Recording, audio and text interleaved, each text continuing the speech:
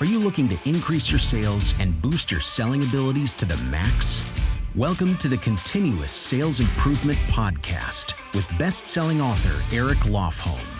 Eric has trained over 10,000 students, and they have generated over $500 million in sales increases over the last 20 years. One thing he understands is that being a lifelong learner is key to your sales success. Every week, Eric Lofholm interviews elite sales and business professionals and discovers what helps make them the legends they are today. Hi, this is Eric Lofholm, and I want to welcome all of you to another great edition of the Continuous Sales Improvement Podcast. I bring you experts that can share great practical ideas to help you make more sales now. Today, I'm joined by Andrea Waltz, one of the top sales trainers in the world today. She is of Go for No fame, one of the best-selling books of all time in sales, and I'm thrilled to have you here today. Welcome to the show. Thanks, Eric. It is so good to chat with you. Awesome. Well, why don't you share with us a little bit about your background so any of my listeners that are new to meeting with you, they can get connected to you. Yeah, so I've been actually teaching and talking about this idea of Go for No for a long time now, almost about 20 years. Before that, I worked in corporate America. My background is in retail sales. While I was working in retail, I was getting a degree in criminal justice, which I have used absolutely nothing of that whatsoever.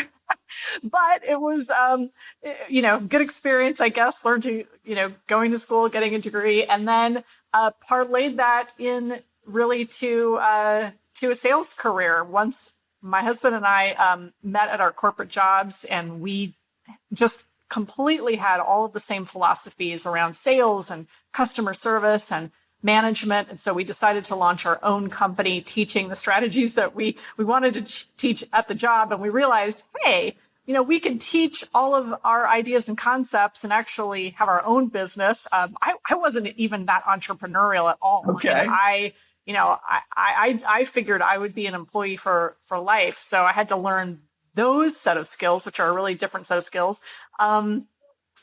Launched our business. And of all of the things that we were teaching people, Go for No, this idea of going for no and being willing to hear no more often just resonated with people. And so over the years, we've kind of pivoted our business to where now it's like the thing that I talk about the most and kind of let everything else go. And so wake up every day, pretty much like, how do I teach people how to go for no? That's what I do. Awesome. Now, I always like to ask my guests, what is your best sales idea? So I would imagine for you that the Go for No concept is your best sales idea. So why don't you talk to us about what does that exactly mean? Yeah. So it is, it sounds like kind of a counterintuitive philosophy because of course, in the end, we all want to hear yes, right? And I mean, like I even think about your training is designed to where, you do the right things, you say the right things so that you get to yes. And make no mistake, yes is absolutely what we want with a Go for No mindset, right? It really just comes down to where we understand that in order to hear more yeses, we're going to have to go through a certain number of no's, especially in the beginning, while you're still learning and you're still figuring things out and you're still gaining experience. The more experience that you have, the better that you get, the fewer no's that you end up hearing. But they're still out there and they still have a tendency to slow people down, to frustrate them, to cause some people to give up altogether. I mean, just facing rejection a lot of times is enough to keep people even from going into sales at all. Yeah. And it's a very lucrative career. And it's, it can be a very fun career. But that idea that people are going to get rejected, that they're going to, have to go through all of these painful no's, it's very stressful. And so the Go for No philosophy is really, it's kind of two parts. One is the strategy of, hey, the more no's you hear, it's kind of the numbers game strategy. Yeah. But then also we talk so much about psychology. It's that psychology of, not taking no personally, becoming someone who's resilient and who can, doesn't try to find value out of the yeses or the nos, right? You're not trying to look for that validation. A lot of people that I speak to, Eric, we end up having conversations about being that people pleaser. Mm-hmm. So it's not being that people pleaser to where you avoid quote unquote conflict, where you think like, oh, I don't want to bring this up because if I mention that we have, product A and I'm also upselling this person on product, B to add this on, they're going to think I'm a salesperson. And then we're going to have this conflict and I don't want to have that conflict. And so it's, they're looking at sales completely the wrong way, obviously, but that's just another part of Go for No. So it's kind of part strategy and part psychology. Yeah. I was actually doing a training yesterday with a company, and I taught a little bit, and then I asked if anybody wanted to share. And in their product, they have an upsell. And she was saying, I'm reluctant to do the upsell because I'm afraid it might undo the original yes. And I'm just so happy I made the sale that I don't want to lose the sale. And so it's kind of a hybrid of what you were talking about. And there's so much psychology to selling. So talk about, where would somebody's mindset be? Maybe they haven't met you yet. They haven't been introduced to the Go for No philosophy. So what are some of the problems maybe that they're facing, and then they really learn what you're doing and embrace it, and then boom, now there's this tremendous breakthrough. Talk a little bit about like kind of before and after, before they meet you, and then after after you're able to help them. Yeah, that's a great question. So usually people are have a wide variety of things going on, right? And everybody, I think, struggles with fear of rejection or distaste for it to some degree. And I sometimes joke and I say, like, if we speak to 1,000 people, one person will come up to us at the end and say, like, hey, I'm glad you were here because I don't have any problem with rejection. Like, I can hear no all day long, but everyone else does. So it's good that you were here for everyone else, right? There's like that 1 out of 1,000 person room. But for everybody else, typically what it looks like is like call reluctance, right? So it's just that classic, like, I know I need to make my calls, but I'm going to put this in front of it and that in front of it, and I'm going to stall and I'm going to procrastinate. And then, so you have that. You have a lot of anxiety. People have a lot of anxiety about, what exactly should I say? And so there's like the constant need for perfection and scripting and working it to death instead of just taking the action. The other thing I see a lot of is people who do take some action, but then if something doesn't go right, if one interaction doesn't go right, it's like they just berate themselves, they beat themselves up, and then they slow down or they stop for the day, right? Or they stop for the week. And so there's just that huge emotional weight of, I've got to be perfect. And if I got to know, then I screwed up. And what does this mean? And all of that. And so what we have this constant hesitation, constant stress, call reluctance. And then you couple that with just, when things don't go right, beating yourself up. And so there's very little follow-up. People don't follow up with anybody who's told them no in the past. If they're on the phone with someone or somebody does message them back and say no, it's not, the initial reaction isn't like, okay, they said no, but how do I keep the door open? Like, what's my next move? How do I build on this relationship? It's, oh my gosh, I got to know. I need to cut and run. This is the end of the transaction, not the beginning. Like, this isn't time that I could maybe start a dialogue. So you have people in all of these states, and a large majority of it is just, has people kind of frozen. Yeah.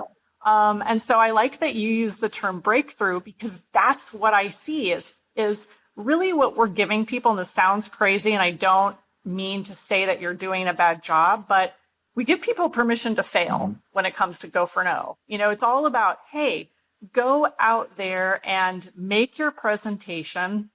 And if you get a no, it's not the end of the world.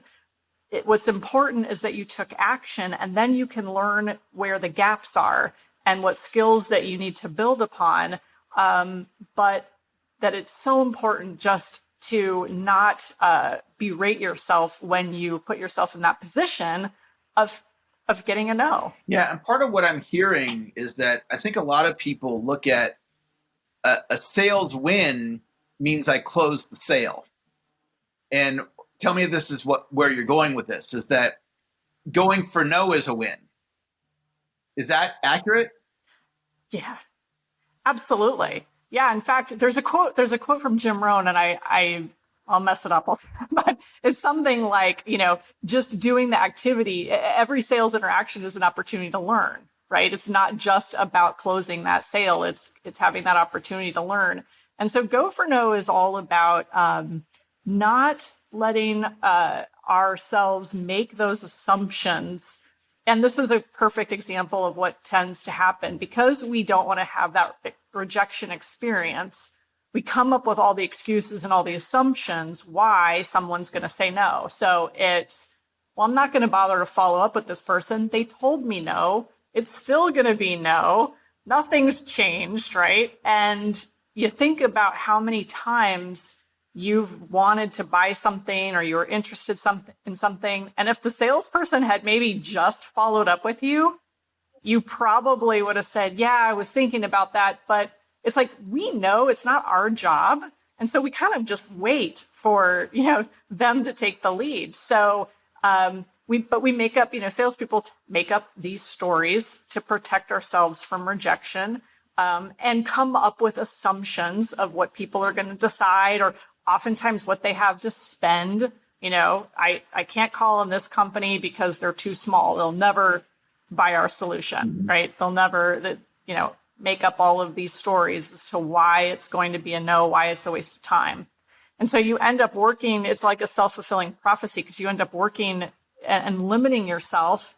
And then you say, well, why aren't my sales better? I need to increase my sales. We'll remove all the assumptions, start going for no. Sure, maybe that company is too small. Maybe they don't need your solution, but how do you know that? You're making that up. Well, let's kind of list off some different scenarios because it's not just the initial prospecting as I'm listening to you and as you're sharing. So what are like 2, 3, 4, 5 different places that go for no is applicable? Yeah, that's a great question too. And so we call those go for no moments. Okay. And one of the exercises that I encourage people to do is from the start to finish is list out all the opportunities that you have in your particular business industry to get a no, right? So it's kind of those moments of truth. So it may start with prospecting, or it may start with trying to get have an appointment with somebody, have a Zoom meeting. And then throughout that process, there's opportunities. So you're having that conversation, you're asking questions, you're trying to consult with this person. And then the next, whatever that next step is. So, is the next step, let's go ahead and get you signed up for plan A, plan B, plan C. And so maybe that's a go for no moment. And then once they're signed up for plan C, then maybe there's that opportunity to say, hey, do you have other people in your family who also have this same need? So another go for no moment. So it's referrals? Really, exactly. So referrals, total go for no moment. So there's all these areas, and retail, my background is a perfect example. I mean, when you're selling and you've got multiple products and different kinds of alternatives, and you have, better quality options, you have more of the same item. We used to call it selling up, down, across, and sideways. And so when you think about that in any sale, saying, okay, what is my up, down, across, and sideways? What are all of the different things that this person should know about based on me asking good questions, not just spitting out stuff, right? It's not just like throwing out, what about this? What about this? What about this? But it is making appropriate recommendations, but then letting somebody know about that. So those go for no moments happen for all of us. And it really is about being aware of them. And then when you reach that moment, instead of talking yourself out of it or making that assumption, like your perfect example, and I've heard that many, many times as well. I got the first yes. Why am I going to screw that up? Well, that's just a lack mentality, a limitation, and a fear that we've placed on ourselves of, oh, just by suggesting this other thing, we're somehow going to lose the yes. Well, not if you do it in the right way, right? And I think that salespeople, they probably aren't having this deep of thinking around what's really going on. All they know is, I'm not good at asking for referrals. They never thought, well, I'm not asking for referrals because I'm afraid of the rejection of it. So then they just live in the story, I'm not good at asking for referrals, or the upsell. The client I was working with yesterday that was, when we really diagnosed it, she was afraid of losing the sale, but probably as she's selling, she's not really analyzing it. And here you've spent 2 decades in this conversation to look at it from, you've done more thinking on it than anybody else is, because of what you teach it, you do it, you're passionate about it, you obsess about it, right? And you come up with all these different ways of thinking about it. I mean, this is really deep what you're talking about. And if somebody, one thing I always advise people to do when you find good content, which is what we're creating right now, consume content with repetition. So I would advise anybody listening or watching this, if you're going, wow, this really makes sense, watch or listen to this message 7 times. Go through the whole podcast 7 times, because then it'll put it into the subconscious. And here we have an expert, guys, that has spent 20 plus years of her career, her and her husband, focusing on this aspect that most salespeople never even think about.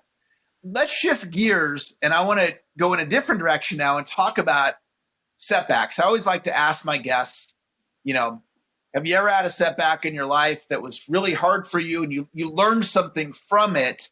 Anything you'd like to share about a setback that you've experienced? Yes, I have a list. There's 20 of them. I'm going to start with number 1. So I mean, one of the things that you realize as you get older is that trying to live a life without setbacks, without obstacles, is a fool's errand, right? It's just not going to happen. So we have to make a choice of how we're going to respond. And I talk about that with rejection. How are you going to respond to rejection? You have a choice. And so, in my life, I've worked very hard to hopefully choose the right mindset, which is always, okay, got an obstacle, now what? Like whining, blaming, complaining about the obstacle does you no good.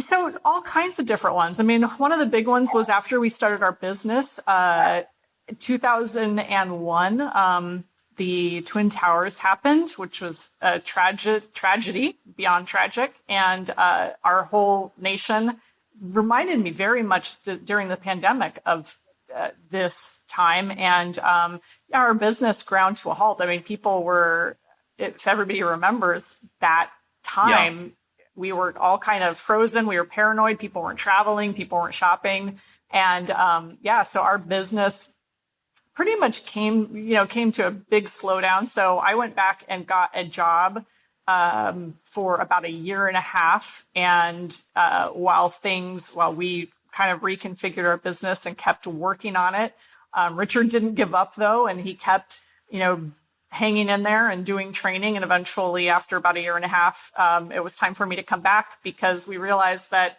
the business was back and now we were just spending extra money because I was making the extra money back at my job. And I really loved, being an entrepreneur. So that was probably one of our biggest setbacks. And then we've had professional ones along the way. We almost got published by Simon & Schuster, Go for No Did, in 2004.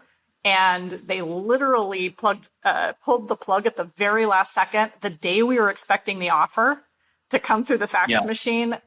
It never came. We called the agent. We were like, what's happening? Like, where's the offer's supposed to come? And he said, hang on, I'll call them. And he called them and he said, you know what? They just last minute, they just got cold feet and you guys don't have a big enough platform and you haven't really sold enough books and you're not committed to buying enough books. So, we're not going to publish you. And so, we were like, all right, setback, but we're on our own again. Yeah. So that's okay.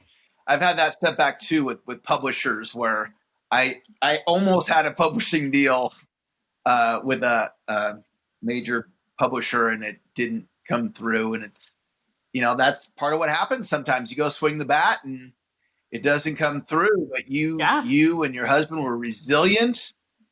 And look at you now, you're out, got one of the top selling books in history. And, it's, I always enjoy doing things with you like this and introducing my network to you. I just think your message is just so fantastic. And there's just a lot of value, real value for people and where you're coming from and what you have to share. I'd love for you to take just, a couple minutes here and just talk about what are some ways people can engage with you, whether it's your book or anything else you'd like to share with people. I think that people getting connected to you in whatever way you'd like them to is a great next step. So how should people connect with you? Yeah. Thanks for that, Eric. Well, I love chatting with you as well. We've had a great collaboration over, many years now. So, I like you, put out a lot of content. I've got a Go for No Facebook community, which is free. I've got a private coaching group that's part of an online course that we released. But I also have the community, which is a great way to kind of, put your toe in the water. And I'm very big like you on repetition. So I call it notivation. So people need motivation. They need notivation to remind them.